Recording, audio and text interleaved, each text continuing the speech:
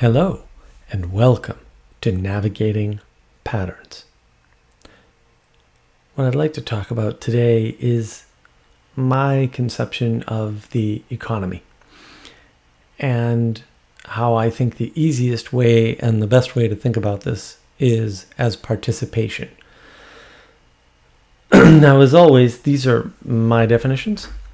If you like my definitions, use them. If you don't like my definitions, throw them away. Or better yet, modify them for your own use. So, this is pretty much the most useful way I found to think about what an economy is so that I can understand how it functions and why it functions the way that it does.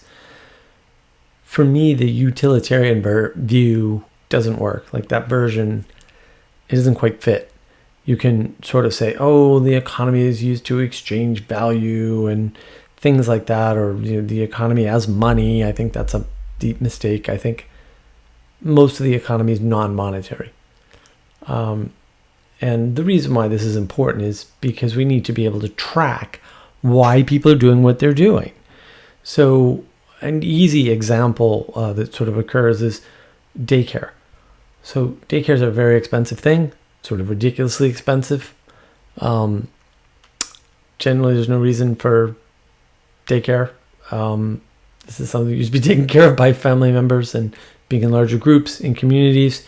We're no longer in larger groups in communities. We moved away from our families. Now we need daycare. Hugely expensive, mostly because we value children very highly for obvious reasons. Children as potential. We'll go into that in another video, I'm sure. So we can get this for free from bunches of people in our family, in our immediate friend group, in exchange of you watch my kid, I'll watch your kid. Those are non-monetary transactions, but they're actually highly valuable if you map them back to money. Now you can make arguments about, the reason why you have to map them back to money the way they do is that it's really not that valuable, but it's somebody else's kid, so you want to take care. That's a load of nonsense. Like, it's definitely nothing to do with that. The value in an economy is determined by factors like time, energy, and effort. And you can convey those with money, maybe, sometimes, but they're not the same thing. And that's super important that they're not the same thing. So, money is a way of doing efficient bartering. Bartering is a way of trading goods for goods. And so the problem with goods for goods trading is that goods are not always available. It's hard to determine the value of a good. Good values change pretty quickly, right? Because there's always the value to the person you're trading with and the value to yourself. So value isn't one thing between the two of you. Value is those two numbers, and then there's a negotiation for the trade. That's what trade is. Trade is not, I have this, it's of the set value, you'll give me this set value for it. That actually doesn't happen all that often in an economy. Trades are made to determine value. That's what a trade is. The act of trading determines value. And so that's kind of important to know. And the reason why these things are important is because we need to know what's going on in the economy, especially if it's a feature of participation and therefore as an element of cooperation. Like, how do we participate? Why would we want to participate? What are we bringing to the economy that's valuable enough to participate? And, for that matter, what the hell is participation? What does it mean? What if I don't want to do it?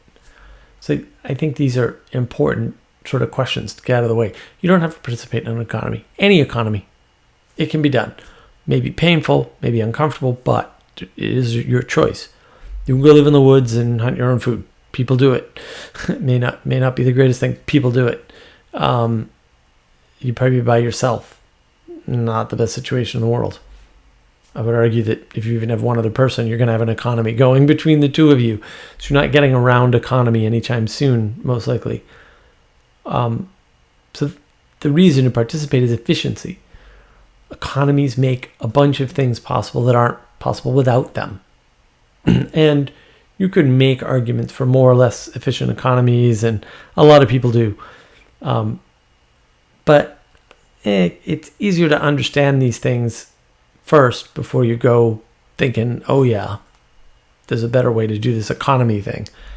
It's easier from most perspectives to think of this as a base level thing. Like, what is an economy?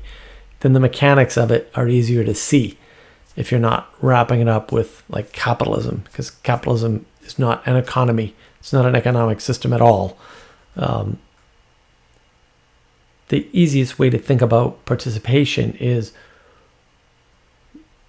when you're doing something with someone else, or maybe even with nature, you're involved in a process that's unfolding over time. You're participating in that. That means that there's an outcome that is greater than you by yourself. Which is not to say you can't participate in things by yourself, but the things you participate in with not just you are greater than the things you can participate in, say, by yourself. And this is kind of an important concept, and that'll get developed in later videos for sure. But what the participation is giving you is more than you could get alone. And you can see how this can stack up. Like, oh, you can participate with 6 people and get a bunch more work done than if you participate with only one person. It's not always the case. I'm not trying to draw a linear relationship. But participation allows you and enables you to become greater than you are alone. If you don't want to participate, like I said, you don't have to. You can bow out. You can not do it, right? No one's forcing you to buy stuff from Amazon, or no one's forcing you to do your recycling. Like, these are things that you participate in that are somewhat voluntary. There may be consequences for not participating, but that's different from saying you don't have a choice. You always have a choice of which consequences to pick. And in any decision, you're picking consequences, right? That goes back to trade-offs. We'll do more on trade-offs too. So you might ask yourself, well, what's the point of participation? Like, what it's really about creation, or participation as such is always co-creation. And co-creation's where, again, we're building something bigger than ourselves. We're building something for more than just us. We're building something that could outlast us even. And co-creation is probably the most valued thing in an economy, in a participation. It's probably co-creation that gives us the most pleasure personally and gives groups the most pride as groups. And I think that's important. And the reason to understand economies in this way is to be able to get a sense of the considerations we should have to get what we want from the economy, from the trade, from the transaction, from the participation, and understand our role as a participant so that we can better value ourselves. Values are negotiations. And again, they're negotiated by the trade itself. You can always be obstinate, and sometimes this works, and say, I want this for this. For this participation, this is what I want. This is what consulting is, right? Consultants say, my time's worth this many dollars per hour. I'm willing to do this kind of work for this many dollars per hour, and that's it. And some people are very successful at making that dollar value very high, and other people are lazy and will just take whatever they can get, right? Or whatever they can get easily without doing the work that they don't want to do. So you're kind of giving somebody else some of your money in some cases so that you don't have to do a bunch of work or take care of a bunch of things, whether it be insurance or billing or marketing, whatever it is. These are levels of participation in an economy. And you, to some extent, create your own value structures. And people either decide to cooperate or not. If your value structures are too far outside of theirs, they won't want to participate with you. You won't get what you're looking for. If you can value your stuff differently, then you can cooperate differently. It's important to know. Economies are dynamic things. There aren't set rules in them. per se for most things. Most types of participation and cooperation are non-monetary. So that means that you can get things that aren't money for your time, trouble, and effort. One of the things I used to do is I used to do a lot of work for people with computers, and there were some people that, they would just say, hey, I've got a problem, and I would just go help them. Like, it wasn't a monetary thing. But when I needed things, like I would just mention little things like, do you know somebody who does X? Medical service, people that do different, lawn care, carpentry, they would have a recommendation. And not only would they have a recommendation, but they call that person up and say, hey, this guy's going to be calling you.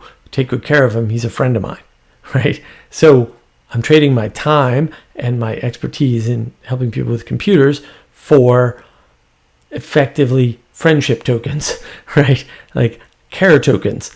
Take care of this person. Is a good person, right? And it's that ethical and moral valuation that's really high, ultimately, because it opens the doors to so many more things.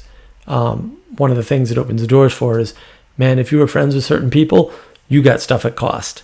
And there's nothing better than buying things at cost, let me tell you. So, it's very, everyone wins, right? They're getting value for their time. You're not getting charged an exorbitant amount. Very gratifying to do business that way for me. And understanding the value in the economy and how to leverage that to get what you want is what I'm hoping this model gives you. It's economy as participation. People are trying to participate. They're looking for ways to participate all the time. And so you can view marketing this way. You can say, oh, when people are marketing to me, what are they actually doing? They're asking me to participate with them. And, I can just say no. Like, marketing isn't some fist that grabs you and pulls you somewhere. It's not something that hits you and makes you go somewhere. It's an invitation to participate, to co-create, right? And maybe it's an unfair participation, or maybe they want too much money, or maybe they want too much time. Then don't participate. You don't have to. But there are always elements in the economy we have to participate in, and maybe that's good. Maybe there's advantages to understanding how this works that we can leverage so that we give more value in and get more value out. And that's what I'm hoping this model will help you do, is mull it over, think about it, consider the implications of economy as participation and how that can benefit you to make you a better participator with others.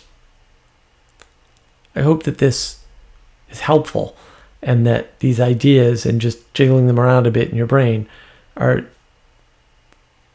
a pathway to create better navigation in the world, especially through something as changing and complicated as economy.